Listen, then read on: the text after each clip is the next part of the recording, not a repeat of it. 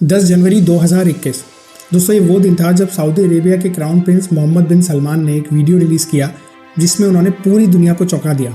ये एक स्पीच थी सऊदी अरेबिया में बनाई जाने वाली एक ऐसी फ्यूचरिस्टिक सिटी के बारे में जहां ना रोड्स होंगी ना ही कारें।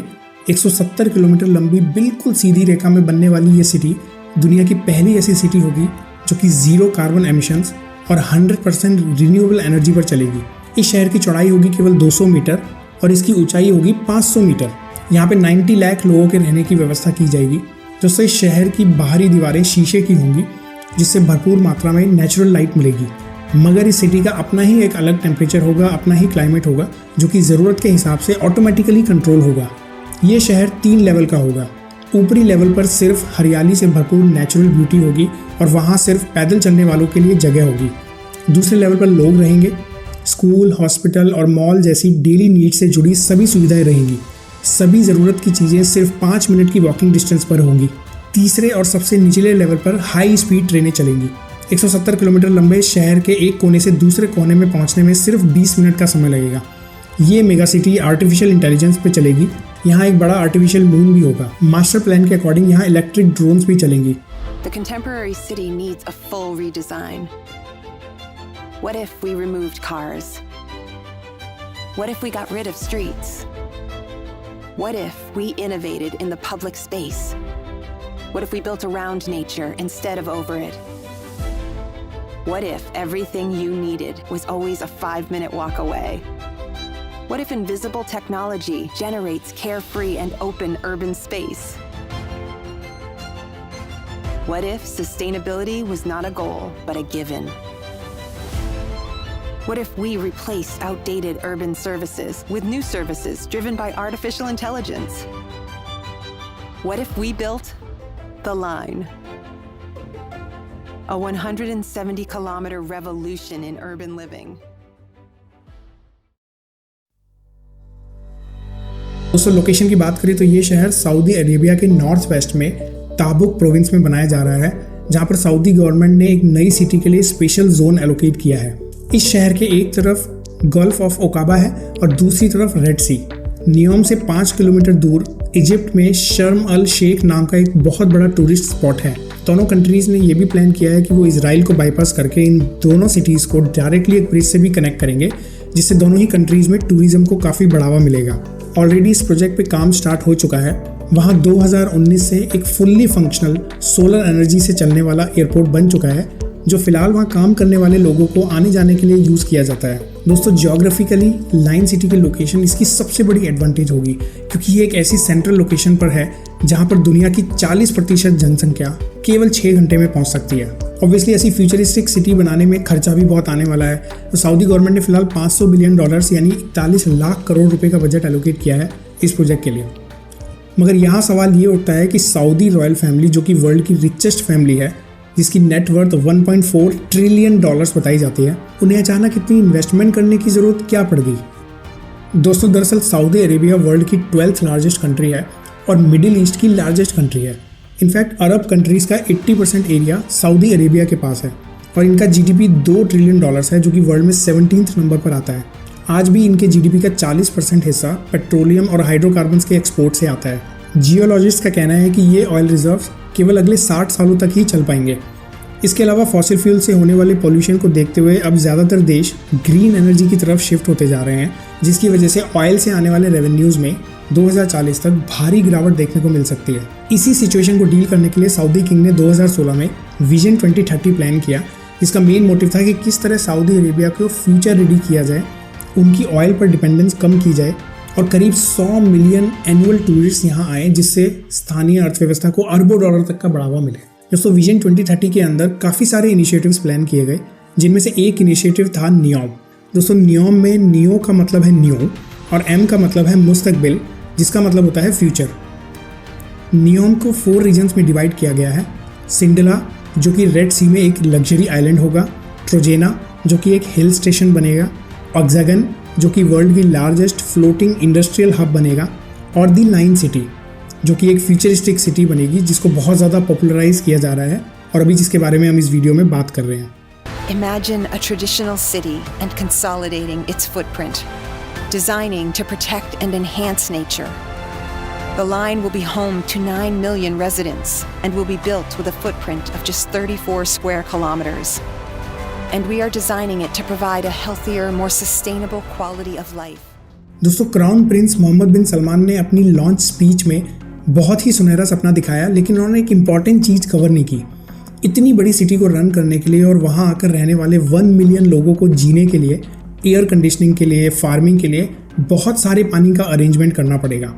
और इस समय हम जिस जगह की बात कर रहे हैं वो एक रेगिस्तान है जो कि वर्ल्ड में सबसे ड्राई जगहों में से एक है। तो ये प्रॉब्लम वो कैसे सॉल्व करने वाले हैं? दोस्तों, जनरली मिडिल ईस्ट की ज़्यादातर कंट्रीज डीसैलिनेशन प्रोसेस का यूज़ करती हैं पानी के लिए, जिसमें समुद्र के पानी को डीसैलिनेशन प्लांट्स तक लाया जाता है और उसे वहाँ इवेपोरेट करके या इंडस्ट्रियल आरओ को यूज़ करके डिस्टिल किया जाता है। इस प्रोसेस के लिए जो एनर्जी लगती है वो आती है फॉसिल फ्यूल्स को बर्न करके। एक रिपोर्ट के मुताबिक डीसैलिनेशन प्लांट से करीब 76 million turns carbon dioxide release होती है हर साल। और इसका दूसरा सबसे बड़ा इशू है कि डीसैलिनेशन प्रोसेस के बाद एक तरफ तो वाटर प्यूरिफाई होकर निकल गया, बाद में रह जाता है ब्राइन वाटर, जो कि हाईली कॉन्सेंट्रेटेड सॉल्ट वाटर होता है। इस ब्राइन वाटर को वापस से सी में डाल दिया जाता है। अब क्योंकि ये हैवी होता है तो समुद्र के तल तक चला जाता है और वहाँ मौजूद एक्वेटिक लाइफ को डैमेज करता है। दोस्तों, इस समय भारत समेत करीब 173 कंट्रीज़ हैं जो डीसैलिनेशन प्लांट्स रन करती हैं अपने कोस्ट पे। ऑफ कोर्स इनमें सबसे ज़्यादा डीसैलिनेशन प्लांट सऊदी अरेबिया में है, क्योंकि इनके पास एक भी नेचुरल रिवर नहीं है।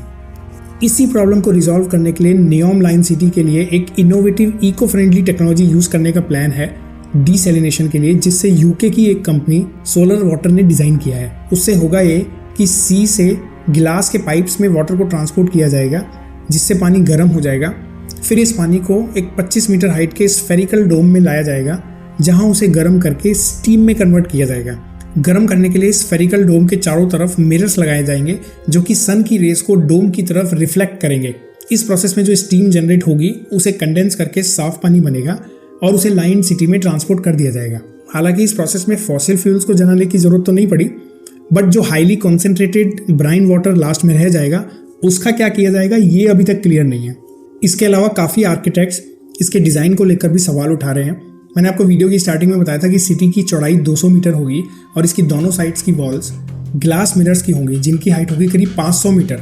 दोस्तों, दुनिया में फिलहाल केवल 11 बिल्डिंग्स हैं जिनकी हाइट 500 मीटर या उससे ज़्यादा है। नियोम सिटी को 500 मीटर हाइट को बनाने का मतलब ये हो गया कि अगर एक साथ 2000 वर्ल्ड ट्रेड सेंटर बनाए जाएँ, वो भी 2 बार, यानी टोटल 4000 बिल्डिंग्स बनाई जाएँ, वो भी केवल 8 सालों में, जो कि ऑलमोस्ट इम्पॉसिबल काम है। काफ़ी लोगों का कहना है कि ये केवल एक मार्केटिंग प्रोपागेंडा है, पूरी दुनिया का ध्यान अपनी तरफ आकर्षित करने के लिए। सऊदी क्राउन प्रिंस का कहना है कि ये सिटी मानव सभ्यता के लिए एक क्रांति की तरह होगी। लेकिन अगर सऊदी अरेबिया की रिसेंट हिस्ट्री में नज़र डालें तो पता लगता है कि लार्ज डेवलपमेंट्स में उनका ट्रैक रिकॉर्ड बहुत अच्छा नहीं रहा। जैसे कि पहले बुर्ज खलीफा से भी एक ऊंची बिल्डिंग जिद्दा टावर के नाम से बनाने का काम शुरू हुआ था, मगर उसको बीच में ही रोक दिया गया। इसके अलावा काफ़ी एक्सपर्ट्स का कहना है कि इस सिटी को स्ट्रेट लाइन में बनाने से काफ़ी चीज़ें अननेसेसरीली दूर हो जाएंगी, जो कि रैदर एक रेक्टेंगुलर शेप में होती तो शायद थोड़ा नज़दीक रहती। जहाँ तक कार्बन एमिशंस का सवाल है, university of New South Wales के प्रोफेसर फिलिप ओल्डफील्ड का कहना है कि नियोम लाइन सिटी जैसी बिल्डिंग के कंस्ट्रक्शन में around 2 billion ton carbon dioxide release होगी। तो फिर ये कार्बन न्यूट्रल सिटी कैसे हुई? काफ़ी फॉरेन इन्वेस्टर्स और क्रिटिक्स ने सऊदी अरेबिया के ह्यूमन राइट्स रिकॉर्ड्स पर भी सवाल उठाए हैं। जैसे कि इस सिटी को बनाने के लिए उन्हें करीब 20,000 लोगों को उस एरिया से ज़बरदस्ती हटाना पड़ रहा है, और जब उनमें से कुछ लोगों ने अपनी जगह छोड़ने से मना कर दिया तो उन्हें जेल में डाल दिया गया। इनफैक्ट इनमें से एक आदमी था अल्लाह अब्दुल्ला अल हवीती, जिसने यूट्यूब पे एक वीडियो बनाकर यूनाइटेड नेशंस को सऊदी अरेबिया के इस फोर्सफुल इवैक्यूएशन के बारे में बताया। अनफॉर्चुनेटली उसे सऊदी फोर्सेस के द्वारा मार डाला गया। ऐसा ही सिमिलर केस था जमाल खशोगी का, जो कि एक जर्नलिस्ट था और 2018 में उसका भी मर्डर हो गया था, क्योंकि वो गवर्नमेंट पॉलिसीज के अगेंस्ट आवाज उठा रहा था। Futuristic city that he is planning to invest $500 billion in it. What if it goes wrong?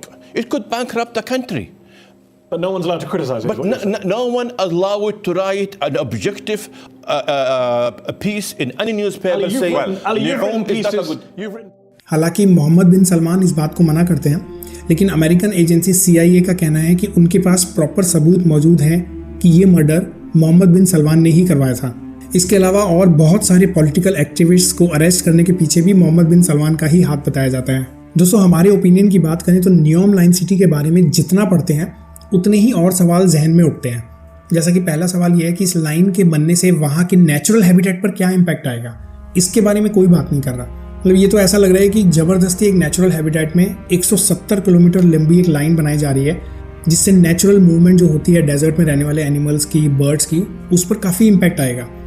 In fact उनका एनुअल माइग्रेशन ख़त्म हो सकता है, कुछ प्रजातियाँ लुप्त भी हो सकती हैं। दूसरा, जो उसमें 2 जाइंट मिरर्स लगने वाले हैं, उनसे सन की रेज रिफ्लेक्ट होगी, जो कि आसपास के एनवायरनमेंट को, सॉइल को, एयर को बहुत गर्म कर देगी। तो जो बचे कुछ स्पीशीज़ वहाँ होंगे आसपास, वो भी मर जाएंगे। जो बर्ड्स वहाँ फ्लाई करती होंगी वो भी अब फ्लाई नहीं करेंगी। और हाँ, भूलिए मत कि ये वॉल एक डेजर्ट में है। 500 मीटर ऊंची वॉल को हर वक्त क्लीन रखना एक डेजर्ट में बहुत ही बड़ा चैलेंज है। तीसरी चीज़, अगर इसका डिज़ाइन एक स्ट्रेट लाइन के बजाय एक रेक्टेंगल होता तो शायद ज़्यादा एफिशिएंट होता, क्योंकि तब चीज़ें मैक्सिमम 42 किलोमीटर दूर ही होती एज कम्पेयर टू 170 किलोमीटर जो कि अभी है। चौथा, फ्यूचर में इसके ग्रोथ के बारे में कोई प्लानिंग नहीं की है। जनरली सिटीज़ ग्रो करती हैं तो एक सेंट्रल एरिया के चारों तरफ ग्रो करती हैं, बट लाइन सिटी के केस में 2 शीशे की दीवारों के बीच में बंद ये सिटी क्या 170 किलोमीटर के आगे ग्रो करेगी या फिर परपेंडिकुलरली इसको दूसरी डायरेक्शन में एक्सटेंड किया जाएगा। बट उस केस में तो ये प्लस साइन बन जाएगा, तो फिर ये लाइन सिटी कैसे रहेगी। इसके अलावा डेली नीड्स की बात करें तो सपोज कर लो आप 55th फ्लोर पे रहते हो, तो आपको किसी भी ज़रूरत का सामान को लेने के लिए आपको हॉरिजॉन्टल के बजाय वर्टिकली ट्रैवल करना पड़ेगा, या तो स्टेयर्स के थ्रू या फिर एक लिफ्ट में, जिसके लिए हो सकता है आपको काफ़ी वेट करना पड़े और किसी भी हालत में वो एफिशिएंट नहीं कहा जा सकता। या फिर अगर किसी को साइकिलिंग करनी है तो वो कहाँ करेगा। टेम्परेचर की बात करें तो ये गिलास के स्ट्रक्चर्स बनेंगे तो इनसे ग्रीन हाउस इफेक्ट की वजह से बहुत ही ज़्यादा गर्म रहेगा अंदर, और इसको ठंडा रखने के लिए बहुत इन्वेस्टमेंट करनी पड़ेगी कूलिंग सिस्टम्स में। और अगर बिल्कुल ओपेक मिरर का यूज़ किया गया तो उससे नेचुरल लाइट नहीं आएगी अंदर। इससे जो नेचुरल ब्यूटी और ग्रीनरी अंदर ये दिखाई जा रही है वो कैसे डेवलप होगी। इन सबसे भी बड़ा सवाल ये है कि कौन आकर रहना चाहेगा वहाँ। अब यहाँ पर सपोज कर लो कि एक मॉड्यूल बन गया लाइन सिटी का, तो क्या कोई उस सिंगुलर मॉड्यूल में आकर रहना चाहेगा, स्पेशली कंसीडरिंग कि बाहर एक बिल्कुल बीहड़ जगह है जिसके आसपास दूर दूर तक ऑब्वियसली कुछ नहीं है। दोस्तों, गवर्नमेंट का ये भी कहना है कि वो एक फाइनेंशियल और बिजनेस हब बनेगा, क्योंकि वहाँ के टैक्सेस और लॉज सऊदी अरेबिया के बाकी सिटीज़ के टैक्सेस के जैसे कंजर्वेटिव नहीं होंगे। तो क्या ज़्यादातर ट्रेडर्स वहाँ आके रहेंगे? पर सवाल यह है कि कोई ट्रेडर या बिजनेस अपना मेन एग्जिस्टिंग इकोसिस्टम छोड़कर एक नई जगह पर आकर क्यों रहेगा। इससे बढ़िया तो ये होता कि सऊदी अरेबिया में ऑलरेडी बहुत सारी जगह हैं जहाँ डेवलपमेंट की बहुत ज़रूरत है। मतलब स्क्रैच से एक नई सिटी बनाना कितना एथिकल होगा जब आप इस मनी को आपके एग्जिस्टिंग सिटीजन्स पर बेसिक फैसिलिटीज़ के लिए यूटिलाइज कर सकते थे। तो दोस्तों, आपकी क्या राय है इस प्रोजेक्ट के बारे में? वीडियो के नीचे कमेंट्स करके हमें ज़रूर बताएं। उम्मीद है आपको ये वीडियो इन्फॉर्मेटिव लगा होगा। अगर वीडियो अच्छा लगा तो प्लीज़ चैनल को सब्सक्राइब कर देना और इससे ज़्यादा से ज़्यादा लोगों के साथ शेयर करना। जल्दी ही मिलते हैं एक नए वीडियो के साथ। तब तक के लिए goodbye and take very good care of yourself and your family.